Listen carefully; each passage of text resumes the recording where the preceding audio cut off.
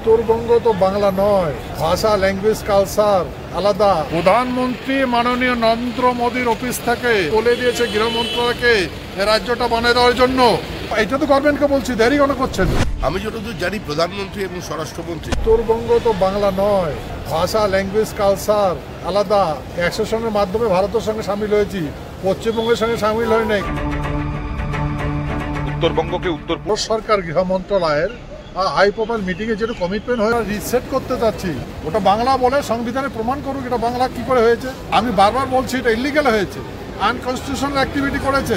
এখন এই গভর্নমেন্টকে ঠিক করতে হবে। এটা তো উঠছেই, ওনার করণীয় সেটা গভর্নমেন্টকে করতে হবে। সেই বিষয়ে আমি গভর্নমেন্টের সঙ্গে আলোচনা করবো, ইমিডিয়েট জন্য এটা কার্যকরী। গৃহমন্ত্রী ছিল রাজনাথ সিং, তার সঙ্গে হয়েছে কথা।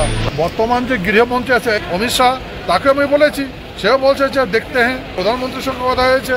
প্রধানমন্ত্রী মাননীয় নরেন্দ্র মোদীর অফিস থেকে বলে দিয়েছে গৃহ মন্ত্রণালয়কে রাজ্যটা বানিয়ে দেওয়ার জন্য। এটা তো গভর্নমেন্টকে বলছি, দেরি কেন করছেন?